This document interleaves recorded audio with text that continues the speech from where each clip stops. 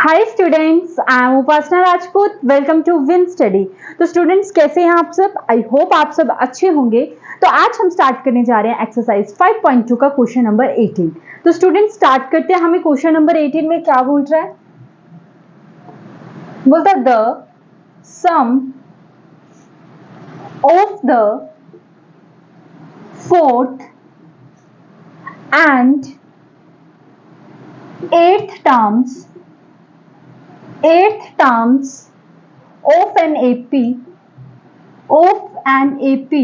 is 24 and the sum of the sixth and the 10th term is 44. Find the first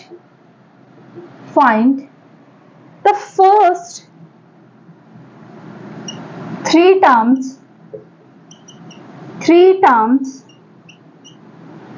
of the AP. देखो student, सबसे पहले आपको क्या करना है, क्वेश्चन को अच्छे से रीड कर लेना है। आखिरकार आपको बोलना क्या चाह रहा है? बोलता the sum of the fourth and eighth term of an AP is 24।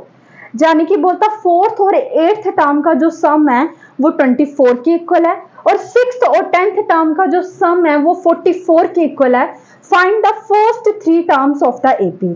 तो आपको क्या करना है, एपी की फर्स्ट थ्री टर्म्स बतानी है, पहली तीन टर्म्स। इस बार पीछे से बात नहीं कर रहा। अगर आपको प्रीवियस क्वेश्चन की तरह उसमें दिया रहता है कि लास्ट टर्म फर्स्ट टर्म, तो वर्ड्स को ना ध्यान से कॉन्सेंट्रेट से बिल्कुल अच्छे से पहले सुलझा लेना है कि आपको पूछने की कोशिश क्या कर रहा है वो।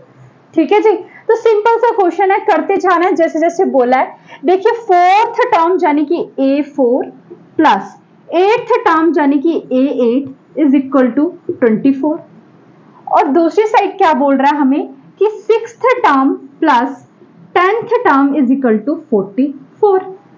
आपको पता है इसका फॉर्मूला क्या होता है? A4 को आप कैसे लिख सकते हो? A plus 3D। You know that formula A plus n minus 1D और इन दिस केस n कितना है? 4। ठीक है, plus A plus 7D is equal to 24।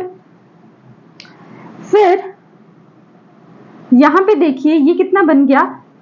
2A plus 10D is equal to 24। यहां पे 2 कॉमन आ रहा है तो अंदर क्या बचा? A plus 5D is equal to 24। फिर A plus 5D is equal to 24 upon 2। 2 1 जा 2, 2 12 जा 24। तो A plus 5D is equal to 12। ये आ गई आपकी फर्स्ट इक्वेशन। आपको फर्स्ट इक्वेशन से ये मिला। उसी तरीके से आपको इसको भी ऐसे कर देना है। इसे कैसे करोगे? A plus 5D sixth term को ऐसे लिख सकोगे, plus A plus 9D is equal to 44। फिर 2A plus 14D is equal to 44। फिर 2 कॉमन आ गया, अंदर क्या बचा? A plus 7D is equal to 44। A plus 7D is equal to 44 upon 2। 2 1 जा 2, 2 2 जा 4 और A plus 7D is equal to 22 और ये आ गई तुम्हारी second equation.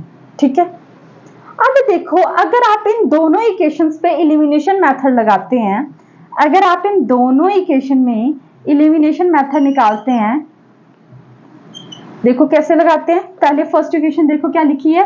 A plus 5D is equal to 12 और दूसरी क्या है? A plus 7D is equal to 22। ठीक है, पता कैसे लगाते हैं? यहाँ पे सिर्फ नीचे वाले के को देखकर साइन चेंज करने हैं। ये प्लस का 7D, ये किसका आ गया? माइनस का। ये माइनस का, ये कैंसल आउट और ये कितना बचा हमारे पास? Minus 2D is equal to 22 में से 12 गए तो ये 0 और ये 1 10, यानी कि ये कितने आ जाएंगे? माइनस के 10 आ जाएंगे। ठीक है जी। तो आपके पास क्या आया? Minus 2D is equal to minus 10। Minus से minus cancel out. D is equal to 10 upon 2। 2 1 2, 2 5 10 और D की वैल्यू आपके पास कितनी आ चुकी है? 5। डी आपके पास 5 आ गया, तो ये वाली वैल्यूज अगर आप इसमें पुट कर दो तो आपके पास ए की वैल्यू भी आ जाएगी। तो लिखिए, ऐसे लिखना है आपको, put these value in equation 1। Equation 1 कितनी दी है, a plus 5d is equal to 12, a plus 5 into 5 is equal to 12, फिर a प्लस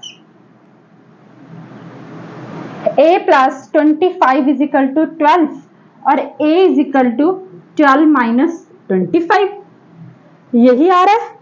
अब 12 में से 25 गए, कितने बचते हैं, माइनस के 13 ही आएंगे। तो बेटा आपके पास जो a है वो कितना आ चुका है, माइनस के 13। ठीक है जी। अच्छा लिखना, आपको बोला क्या गया था, पहली 3 टर्म्स निकालनी है।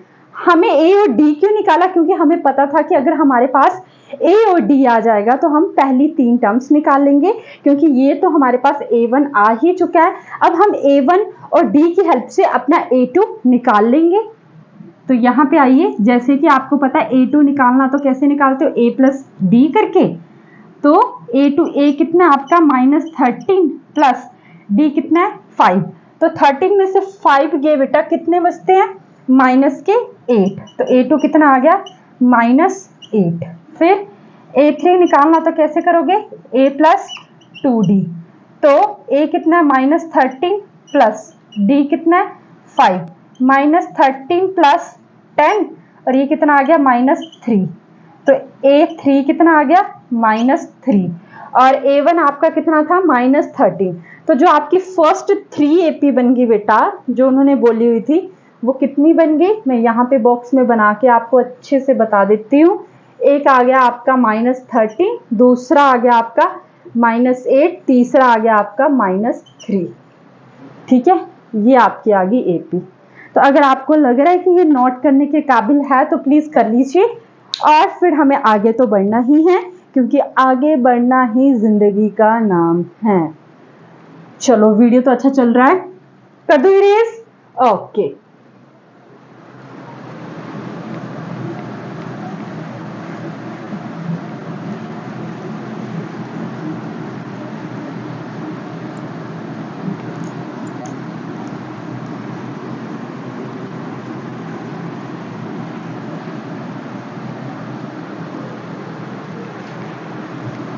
ठीक है जी। अब बेटा नेक्स्ट क्वेश्चन देखिए क्या है, क्वेश्चन नंबर 19। सुबह, अच्छा सुबह नहीं है, सुबह है ना, मेरे को लगा, चलो जो भी है। Rao started work in 1995 at an annual salary of rupees 5,000 and received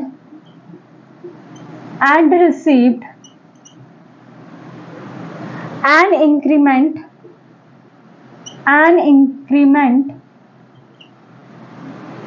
of rupees 200 each year, in which year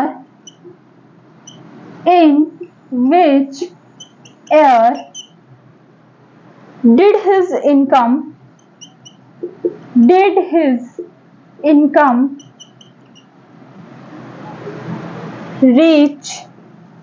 reach rupees 7,000। Okay, तो देखिए आपको क्वेश्चन में क्या बोल रहा है, पहले क्वेश्चन को अच्छे से अंडरस्टैंड कर लेते हैं। बोलता है सुबह राव स्टार्टेड वर्क इन 1995। सुबह नाम की कोई एक लड़की है, उसने अपना काम स्टार्ट किया था 1995 में, और उसकी जो एनुअल सैलरी है बेटे वो 5,000 रुपीज है, and received an increment of rupees 200 each year, और हर साल उसका जो इंक्रीमेंट है वो 200 का लग रहा है, यानी कि 200 रुपया बढ़ जाता है उसका साल का। In which year did his income reach sorry reach ₹7,000। बोलता आपको वो वाला ईयर बताना है जब उसकी सैलरी कितनी हो जाएगी, 7,000 हो जाएगी। समझ आ गया? उसकी सैलरी कितनी है, 5,000। हर साल का उसको इंक्रीमेंट कितना पड़ता है, 200 रुपया। तो आपको वो वाला ईयर बताना है जब उसकी सैलरी कितनी है, 7,000 पहुंच जाएगी। ओके, तो देखो बेटा, पहली बात तो ये कि जो उसकी सैलरी है इन 1995 में कितनी है, 5,000। ठीक है, फिर 1996 में कितनी होगी, क्योंकि उन्होंने बोला हर साल 200 रुपए का क्या हो रहा है, इंक्रीमेंट हो रहा है। तो जाने कि इसमें से 200 क्या हो रहे होंगे, ऐड हो रहे होंगे। ये मतलब हुआ। तो इट मींस 1996 में जो उसकी सैलरी है वो कितनी हो जाएगी, 5200 हो जाएगी। फिर 1997 में उसकी सैलरी कितनी हो जाएगी, 5400 हो जाएगी। ऐसे ही होगा ना, हर साल अगर 200 रुपया बढ़ रहा है आपका, प्लस 200 का आपको इंक्रीमेंट लग रहा है, तो ऑब्वियसली उसकी सैलरी इतनी ही पहुंचेगी। ठीक है, तो इस तरीके से आपने देखा कि आपकी जो एपी तैयार हो रही है। देखो कैसे यहां से शुरू हुए ना, 5,000, फिर 5200, फिर 5400, अप टू सो ऑन कितनी, 7,000 तक, है ना। कौन से ईयर में पहुंचेगी, ओके। तो 7,000 यानी कि ये आपकी सबसे लास्ट हुई ना, एएन हुआ ना आपका, ये आपको 7,000 वाली सैलरी, आपको ये बताना है कि आपकी कौन से ईयर में 7,000 सैलरी है। तो ये आपकी लास्ट एएन हो गया ना आपका।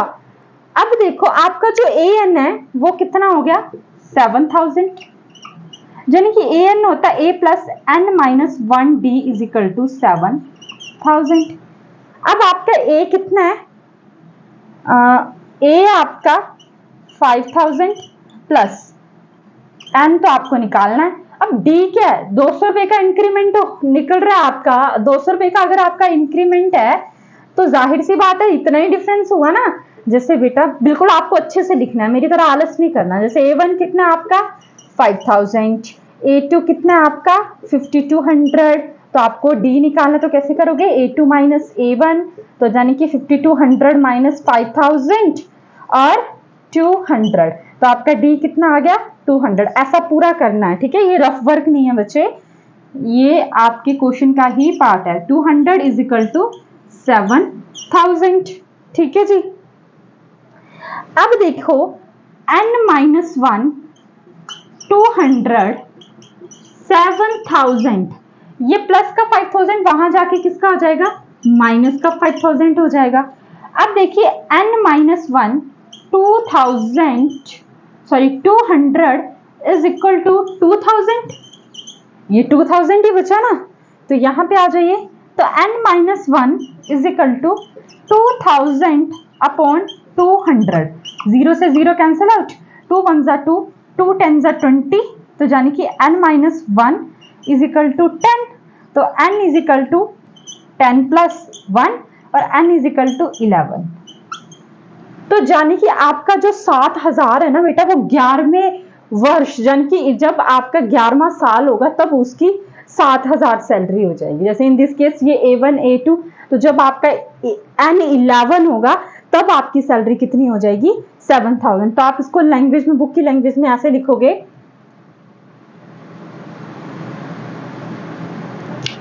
हर income will reach rupees, space ही नहीं बचा, आप अपनी लैंग्वेज में लिख लोगे ना, her income will reach rupees 7,000 rupees. Okay, लगा पता, क्वेश्चन समझ आया, ठीक है। तो आगे करते हैं, आगे क्या बोल रहे हैं, तब तक आप इसको नोट करो। मेरी इंक खत्म हो गई है, मेरे मार्कर की इंक खत्म हो गई है, तो एक सेकेंड, हाँ वेट करेंगे।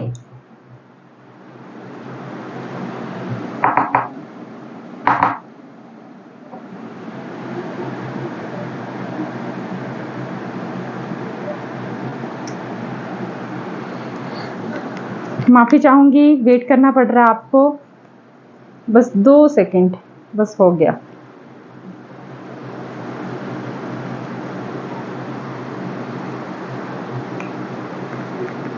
कपड़े ऐसे पहन के रखती हूँ कि इनको लग भी जाए, है ना।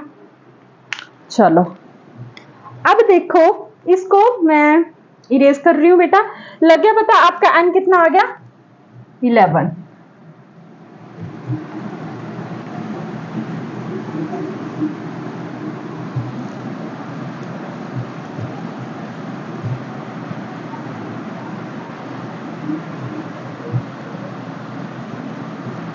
अब करते हैं हम question number 20।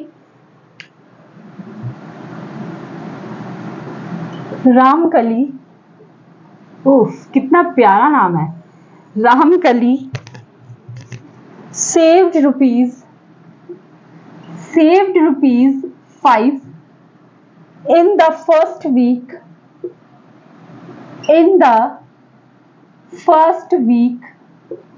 of a year and then increased her weekly saving y rupees, ये आप खुद करेंगे, ठीक है। 1.75 if in the nth week her weekly saving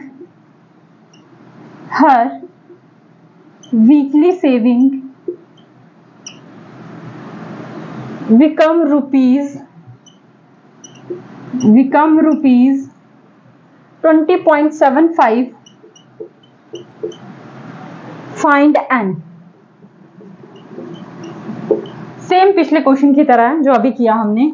बोलता है रामकली नाम की एक लड़की है जो कि सेव्ड करती है 5 रुपए in the first week of a year and then increase her weekly saving by rupees 1.75। Ramkali क्या करती है, अपनी सेविंग की हुई में से 1.75 रुपीज हर वीकली क्या करती है, सेव करती है। बोलता है इफ द nth वीक, मतलब nth मतलब वो n पूछ रहा है, मतलब कौन सा वीक ऐसा होगा जब उसकी सेविंग 20.75 रुपीज हो जाएगी। समझ आया क्वेश्चन? वही 7,000 कौन से ईयर में सैलरी होगी, कब, कौन से हफ्ते, यहाँ पे बात हफ्तों पे आ गई, कौन से हफ्ते और जो उसकी सेविंग है वो 20.75 रुपीज पहुंच जाएगी। ठीक है, बेचारी हमारी तरह रामकली है, आपकी तरह। देखो कितनी सिंसियर है, पैसे भी जोड़ती है। आप जोड़ते हैं? एक ही दिन में खल्लास, है ना। आपका कहाँ ये 5, 10, 15, 20 में काम होने वाला, है ना। आपको तो 1000 भी कम पड़ जाते हैं। चलो तो देखिए, बोलता है saving in first week is equal to 5 rupees. Second week इस सेविंग में वो हर वीक क्या कर रही है, 1.75 जोड़ी तो रही है, और इसको प्लस किया तो कितना आ गया, 6.75। तीसरे हफ्ते 6.75 में भी क्या करेगी, 1.75 क्या करेगी, प्लस ही तो करेगी, तो कितना आ जाएगा, 8.5।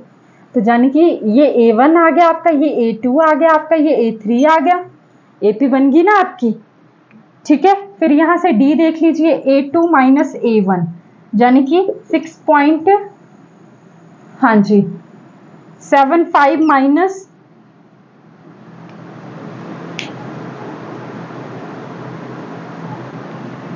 एक सेकेंड, मैंने कुछ गलत तो नहीं किया ना? नहीं, ठीक है। अब देखो 6.75 माइनस 5 तो ये कितना आ गया, 1.75। तो डी भी आपका आ गया 1.75। ठीक है जी। अब आपको वो निकालना है कि कब आपके, मतलब AN आपका कितना आ गया, 20.75। आपको ये निकालना है कि कौन से हफ्ते, मतलब आपको ये N निकालना है। अगर आपके पास ये N आ गया तो पता चल जाएगा आपको। तो A plus N minus 1 D is equal to 20.75। ए आप चुका आपके पास, ए कितना आपके पास 5 प्लस N माइनस 1 और D कितना आपके पास 1.75 इज इक्वल टू 20.75। फिर N माइनस 1 D डी नहीं बेटा, डी तो फिल हो गया, लगता है गर्मी मेरे दिमाग में चली गई है ना। 1.75 इज इक्वल टू 20.75 माइनस के कितने आगे 5, फिर n minus 1.75 is equal to 20.75 में से 5 के तो बचेंगे आपके पास 15.75। अच्छा जी, अब देखिए n minus 1 is equal to 15.75 upon 1.75। अब देखो ऐसे कैसे सॉल्व करना है इसको, जैसे ये 1575 है ना, तो पॉइंट को हटा लो, कितना बचा 100, और ये उल्टा हो जाएगा, यानी कि 100 अपॉन 175, 100 से 100 कैंसल आउट, तो 175 बन जा 175 और 175 9 जा 1575, डिवाइड कर लेना सीधा, ठीक है। तो ये 9 आ गया, 175 को इसके साथ डिवाइड करके देखो 9 ही आएगा, ठीक है जी। तो n minus 1 is equal to 9 आ गया, n is equal to 9 plus 1, और n की वैल्यू कितनी आ गई आपके पास 10। यानी कि क्या बोलने की कोशिश कर रहा है ये कि कौन से वीकली होगा, 10वें वीकली, मतलब 10 जब 10वां हफ्ता होगा तब उसके पास कितने आ जाएंगे 20.75 रुपीज। आया समझ में? आप बुक की लैंग्वेज में लिख देना हर वीकली सेव्ड ब्ला ब्ला जो भी, ठीक है। ब्ला ब्ला मत लिख कर आना, बुक की लैंग्वेज में लिख देना, ठीक है। तो आई होप स्टूडेंट्स कि आपको आज का लेक्चर अच्छा लगा होगा, और नहीं भी अच्छा लगा होगा तब भी हमें मंजूर है, बस आप कमेंट करके ज़रूर बताइएगा कि आपको मेरे लेक्चर कैसे लग रहे हैं, क्योंकि आपका एक कमेंट मेरी मोटिवेशन को बढ़ाता है और अगले दिन मुझे इस लायक समझता है कि मैं आपके आगे रिप्रेजेंट हो सकूं अगले क्वेश्चंस के साथ, क्योंकि इतनी मेहनत के बावजूद मैं एटलीस्ट एक कमेंट तो डिजर्व करती हूँ, एटलीस्ट आप मुझे ये तो पता चले कि आप मुझे देख भी रहे हैं या नहीं देख रहे। तो आई होप स्टूडेंट्स कि आपको मेरी वीडियोस अच्छी लग रही होंगी, अगर अच्छी लग रही हैं तो प्लीज़ शेयर करें, सब्सक्राइब करें, and thank you so much मेरी वीडियोस को देखने के लिए।